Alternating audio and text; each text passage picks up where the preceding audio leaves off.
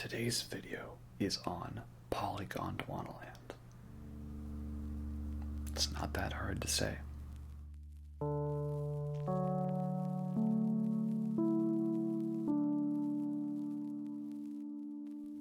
Hello everyone, and welcome to the ASMR review show. For this video, we're going to be continuing our journey through the King Gizzard and the Lizard Wizard final album review series.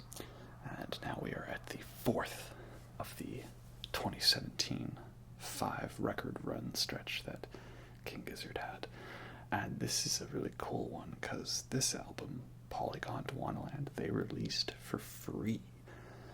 It was basically like put on Bandcamp and online for free with a little announcement saying, hey y'all, we don't own this album, this is yours, and here's all the links to like downloading the files, here's all the high quality stuff for vinyls, here's all the high quality artwork. If you want to start up your own record label, here's a record you can press your own version of. And so there's like hundreds of different types of records of Polygondwanaland out there, all from these fans. And they've made like, I think like an SNES Game Boy type retro version of it. There's a whole lot out there of this album, and I think that's really cool. They said that they did this because like Stu in particular was kind of feeling like, well, you know, we're putting out all these records and charging lots of people for money, like give us money for this one and this one and this one. So they thought, well, why don't we just give this one away for free, right? So they did, and that's pretty cool. Tonight's drink is actually, you know what? I think this one was the hardest one to find a beer to go with, and I went with this one called Happiness by Superflux. That's happiness without the I. And this is like a strong IPA. Yeah, I was looking for something that would be like something to do with castles or deserts or crumbling or something with lots of color to it, and I just couldn't seem to find one that worked. But I came across this lovely specimen and I thought, well, you know, it's actually kind of got a 4-color scheme to it. The 4th color, sure, why not? Let's just go with that, right? I mean, it's nothing fancy, it's an IPA.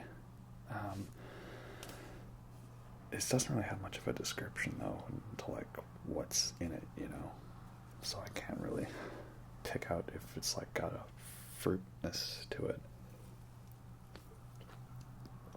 I mean, it tastes like a strong hoppy IPA, so you know, it is what it is, right?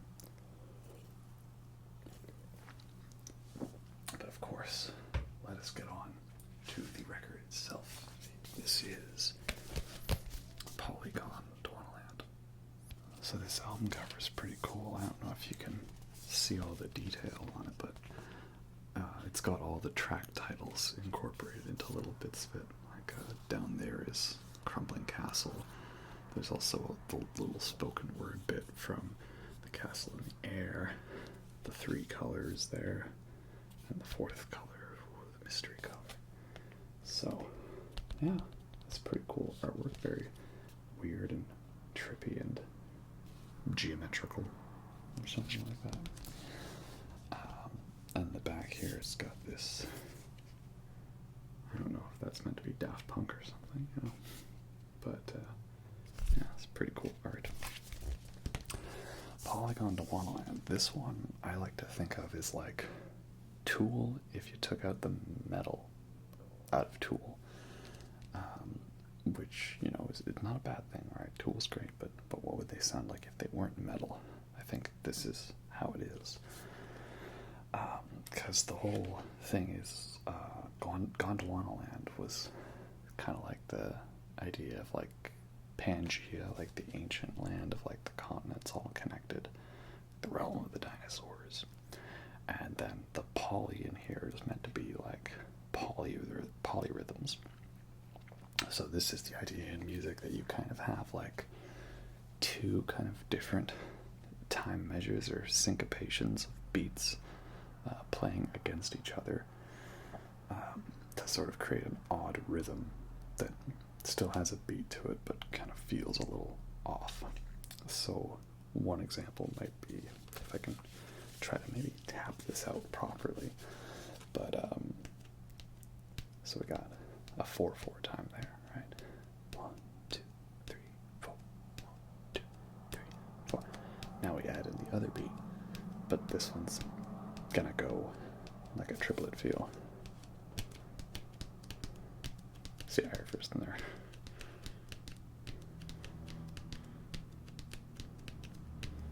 So we've got that triplet feel, but with a 4/4. Something like that. I don't know. You know, I think lots of Tool drum rhythms kind of use this polyrhythm feel to it. Like they sort of would have like a drum thing going on with the tom drums with the hi-hat counting out the beats, but then the bass drum kind of is in the middle of those beats, you know, like.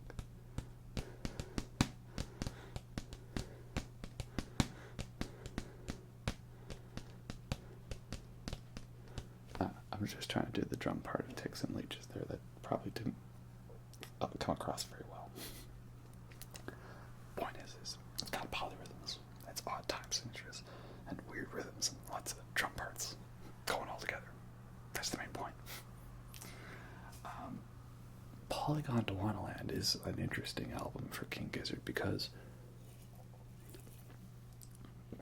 at the time of this review, they haven't really gone back, I think, to anything that sounds like it. Not counting Gumboot Soup, of course, because that was like the B-sides of the 5-album 2017 stretch, but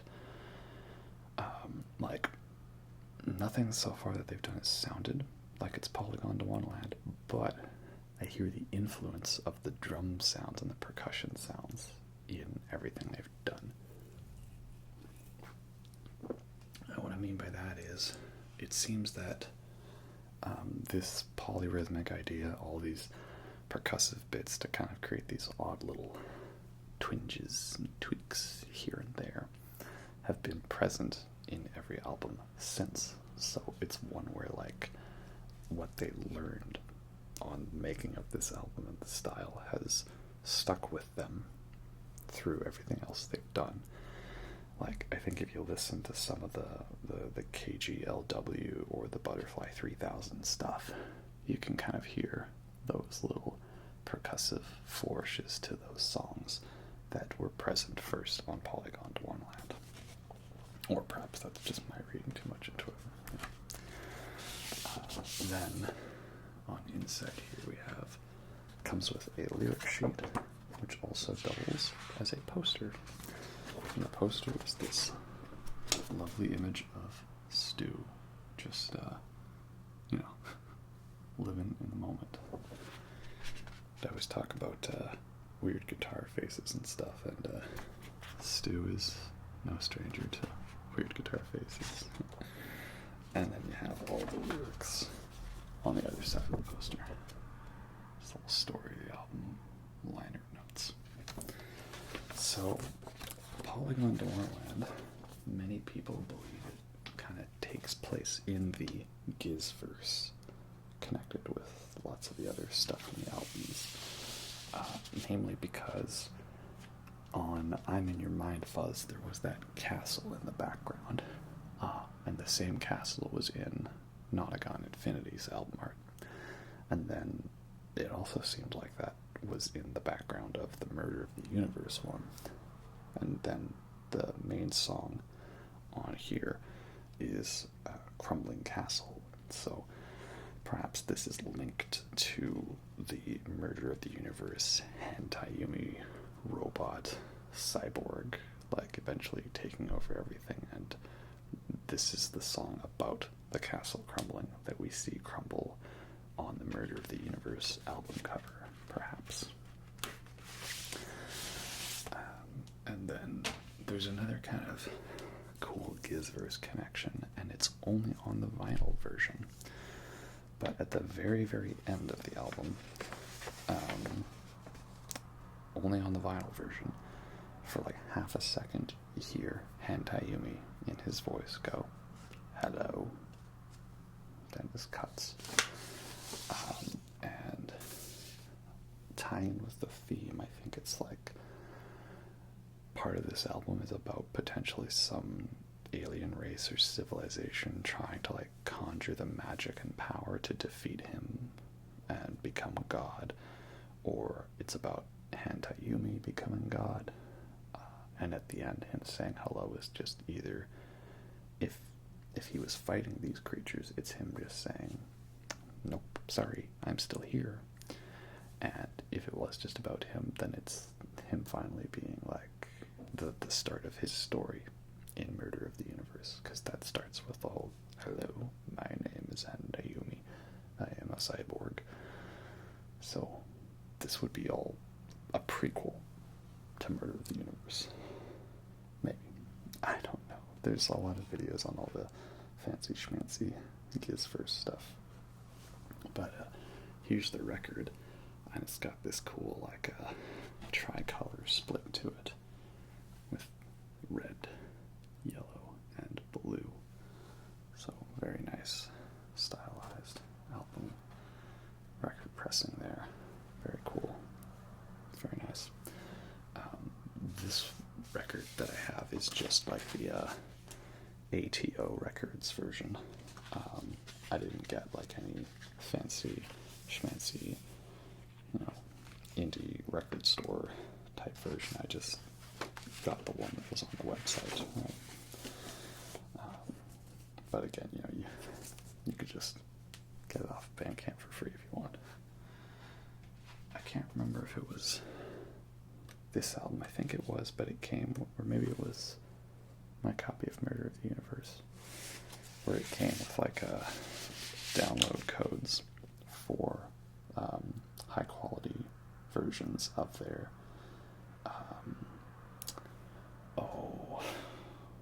the KEXP,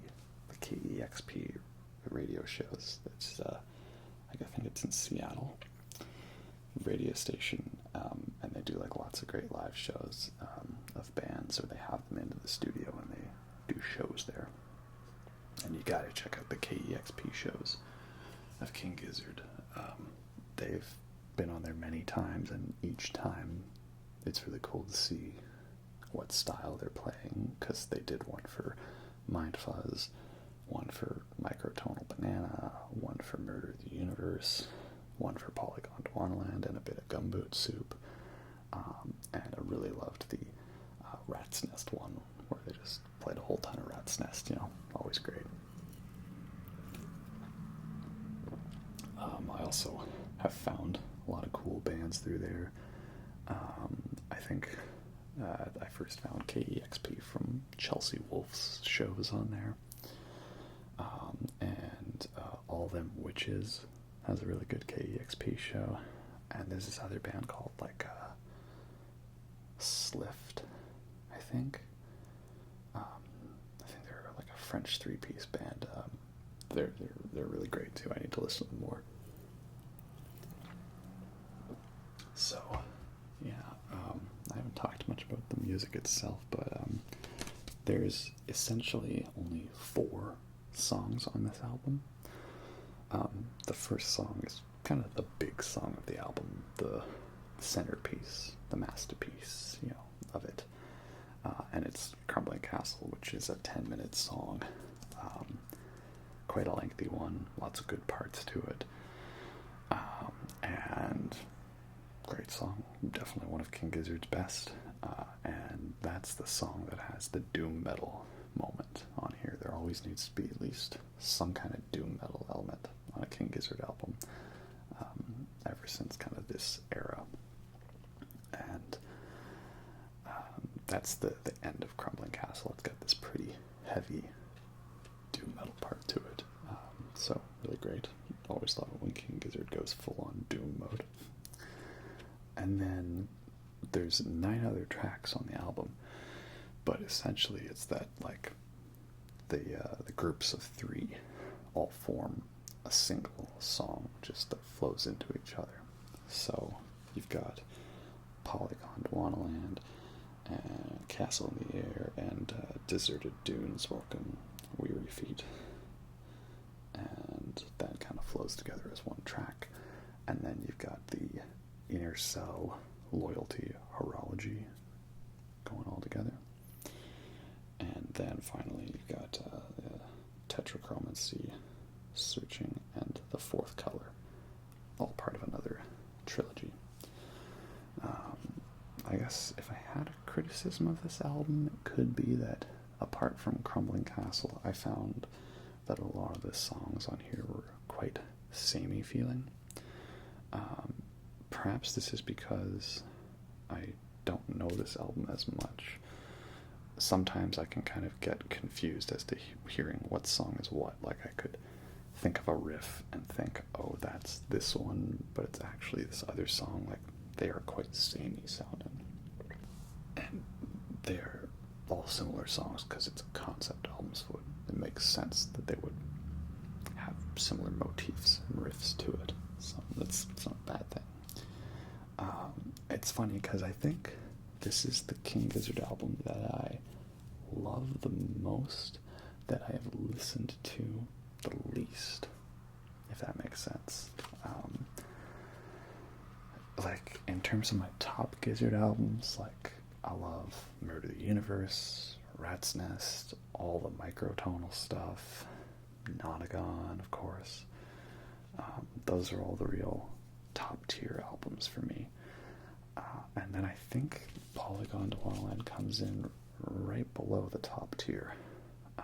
And as much as I love it, I don't listen to this one as much for some reason. But, I mean, it's Tool without metal. It's in the style of one of my favorite bands in a certain way. So I really should listen to it more, but I don't know. It might be because since there's little trilogies in the album, like, I don't want to just listen to one song. I want to listen to the whole album, and I don't always have time to listen to the whole album. So I usually just listen to Crumbling Castle, and that's it. The other tracks get kind of pushed aside unless I'm going to hear all of them together. So perhaps that's why. But again, if a criticism you could say is that, you know, oh, I like to listen to the whole album, not the individual songs, is that really that bad of a thing? Probably not. So it is really great, and it's got a great sound, and I do really love it.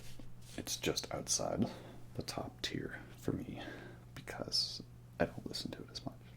You know, like, I think that's telling in and of itself, perhaps. But it's a real good one, and it's cool that Giz gave it away for free. Essentially, they did a similar thing like that with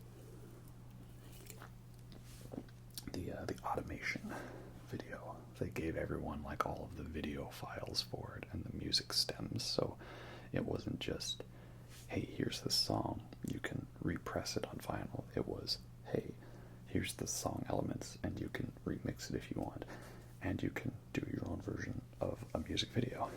So that's pretty cool. We'll see what a crazy cool, fun, free type giveaway for the fans they come up with next. I mean, they're pretty good at, like, supporting, like, bootleg vinyls in terms of, like, I'm not sure how it works because I've never done bootleg vinyls, but I think now the idea is that, like, hey, if you want to do a King Giz bootleg vinyl, that's cool. Just make sure you sell it through the King Giz bootlegger website so that some proceeds go still to the band because it is their music, but also to your own vinyl bootlegging opportunities. So rather than one piggybacking off of the other, it's like working together in a, you know, helpful way. It's a nice cooperative thing, perhaps. I don't know the terms and logistics of all that fancy stuff. But yeah. So it's a really fun album, really cool. has a nice sound that has definitely been a part of the band's sound ever since, even in the subtlest of ways. And ties in nicely the whole Gizzard thing. Plenty of cool theories people can come up with. And it's got a bunch of great songs, and we still got a doom metal version out of it. So yeah, definitely a worthy addition to the King Giz discography.